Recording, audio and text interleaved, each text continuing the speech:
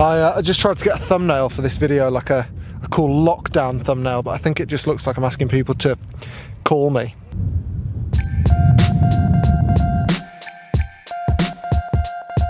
Right, time to assess the carnage. Ooh.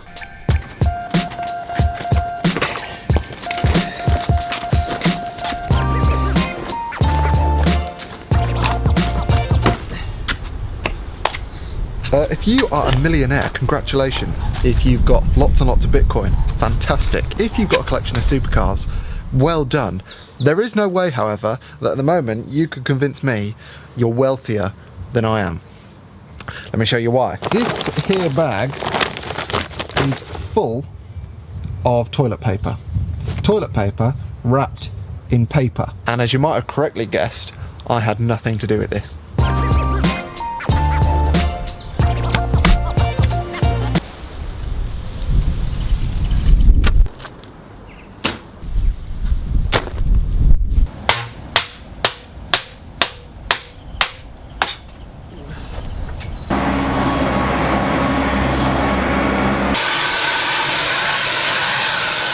And the doctors tried to save her life. They did the best that they could.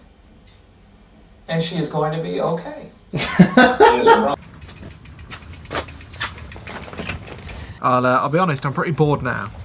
So I'm going to go and do my designated and allowed one exercise per day.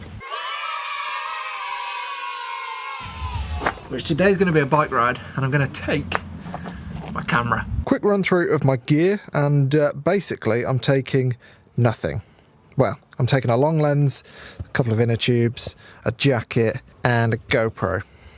Apart from that, absolutely nothing. And my G9, which I'm filming on, but that's obviously not in the bag because I'm filming with it. I didn't think I'd be able to convince police officers, or myself to be honest, that I needed a drone. So I won't be taking a drone on my exercise because, I mean, I can't exercise while droning.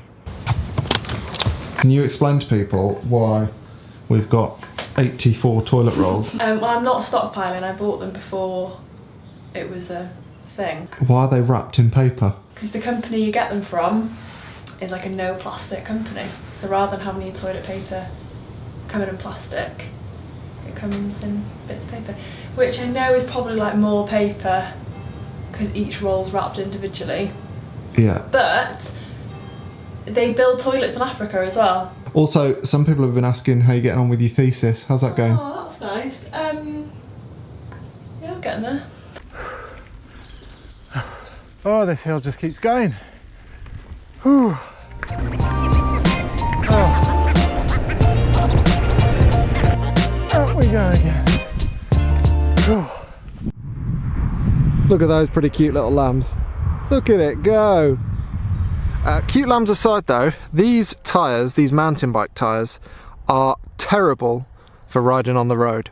You'll know that if you've ridden mountain bikes before, but it's basically the equivalent of trying to eat your dinner with a spade.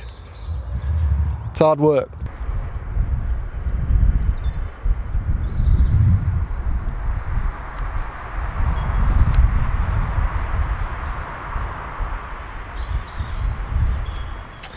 Why am I riding my mountain bike on the roads, you ask?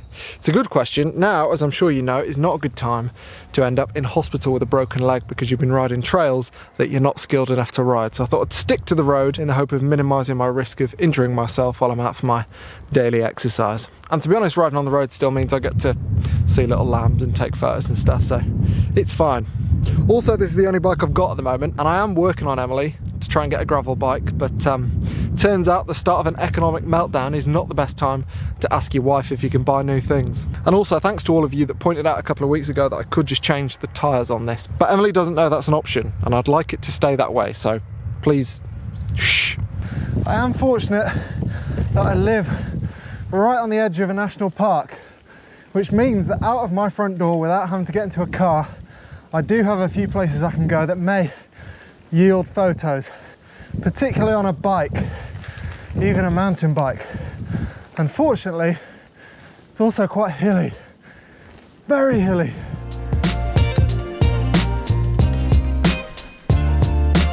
I think this is about the limit of the off-roading I'll be doing over the next few weeks. Hopefully the next few weeks, hopefully it's not months. Another quick photo stop. I don't particularly know why, but I really like the sweeping road up here with the track in the foreground out of focus when a car is going by on the road. Here comes a car. I mean, it's a van actually, but I mean, it's a difficult time to be a photographer. You've got to get what you can. I don't know what it's like in the rest of the world, but here in the UK, the government guidance is largely clear, but not in all cases. I mean, you're allowed to go out once a day to exercise, but they don't really say how long you can exercise for and what you can do in that exercise period. For instance, I'm assuming that even though nobody is around here, I'm not allowed to just stand around and wait for the perfect photo. So I'm going to keep moving on.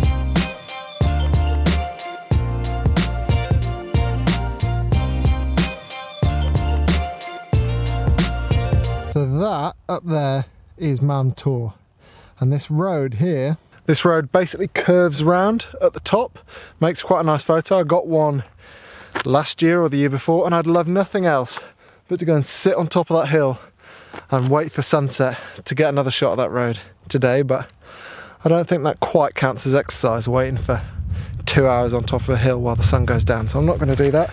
Photography to me is kind of like sleep. If I go too long without it, I'll just start doing it wherever I am. Whether that's taking rubbish photos here or falling asleep on like a train or something. Is that just me or is anyone else like that?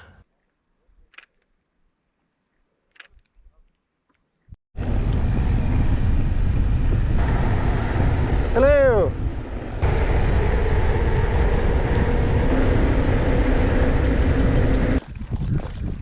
Oh, they're still there. Some of you might remember last time I was here 2-3 months ago maybe, in the dead of winter. Horses. Taking photos of these horses. Be rude not to get another quick one.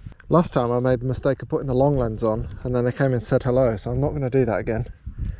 Although I do want them to keep 2 meters, because if tigers can get coronavirus, then I'm sure horses can too.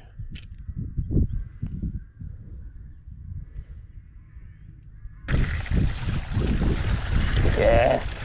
So I'm thinking for the future, for whatever bike I'm riding, I'm going to get a handlebar bag that I can put all my camera gear in so that I can just reach for it as soon as I see a photo. At the moment, I have to stop, get my camera out of my backpack, which is not an efficient process, particularly for taking photos of things like horses and sheep and stuff like that, because they just move. So if I've got easy access to the stuff in the handlebar bag, well, I think that'll be a good thing. So I've done this route quite a few times now, and usually I do it the other way around, because I like coming down this hill that we're about to walk up. But today I thought that it probably wasn't a good idea to do any downhill off-road type stuff, so I thought we'd do it the other way. The last time I came down it though, I was going quite fast and there was someone walking up, and the look of shock on his face was quite funny. I couldn't tell if he was impressed by how fast I was going or genuinely concerned about how fast I was going because I looked out of control. Either way, I didn't crash. It was good fun, but not today. I mean, if that bloke was concerned for me, I do see his point. I mean, it is quite treacherous. Started at the bottom, now we're here. Downhill all the way home now, I think. Nice. No, James, slowly, slowly.